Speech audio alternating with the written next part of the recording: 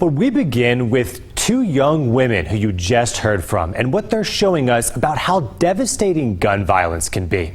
It's been a little more than a week now since Santa Fe basketball standout J.B. White was shot and killed after a late night party. We continue to see young people and guns mixing. Many community leaders say that teen gun violence is a growing concern. Well, sometimes young folks don't like listening to us older folks. So who better to talk about the impact and the solutions than teenagers themselves? Our Ryan Laughlin sat down with two young women who hope that sharing their stories might help save a life. We are not going to be sharing the identities of these two ladies because, for one, there's still an active and open criminal investigation, and for the other, she's still going through the juvenile corrections process. But they both want their stories to be heard by parents and teenagers because it's their hope that their story might help save a life. It was really scary. It was really shocking. I didn't know what to do. I didn't really think about people getting killed or kids getting killed with guns. These two women are 18 and 19 years old, but what they both have in common is gun violence changed both their lives. I was just hanging out with the wrong crowd, and I was attracted to all the wrong things. This woman is 18 now. She says she was just 14 when her life changed. She had a gun, and me and my friend thought it was a fun idea to play with it because when we picked up the gun, it was unloaded. The gun belonged to a mutual friend's significant other. There was no magazine in the gun, but she was unaware of a bullet in the chamber.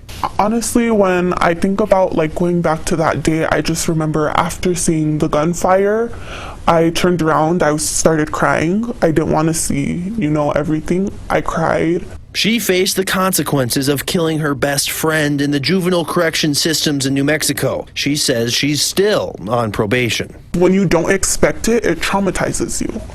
And it just, you have to grow up and live with that. These two women met through the group New Mexicans to Prevent Gun Violence. I try not even thinking about it anymore.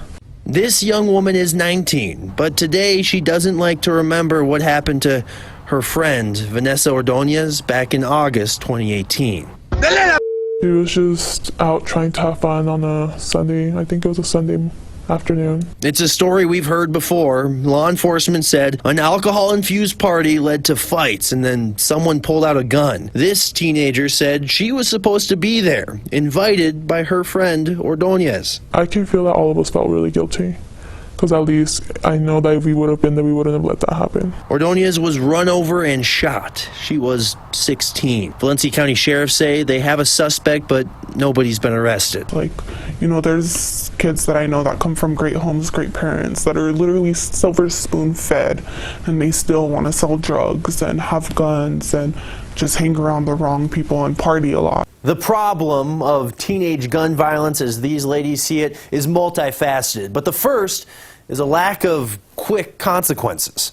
My friend's death no one's been charged at all. And there's many more other deaths that haven't been charged. And that's why, because people aren't scared anymore. They're not scared of cops. They're not scared of going to jail because they won't. And as these teens see it, the culture among teenagers is changing, in part because of changing technology. I feel like social media gives people a bigger ego in a way, and people want to portray themselves as somebody so bad. Teenage pride with mind-altering substances plus a gun is a deadly mix. I feel like drugs and alcohol have a lot to do with the way these kids are retaliating at parties, especially with having a big ego. Lastly, these teens say that parents can make a big impact.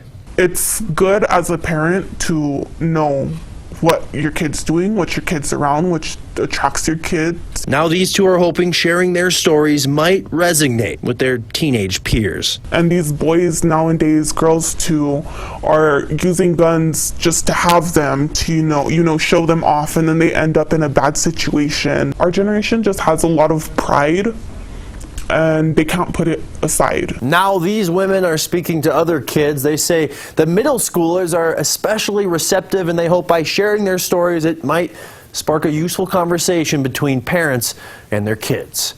I'm Ryan Laughlin, KOB4.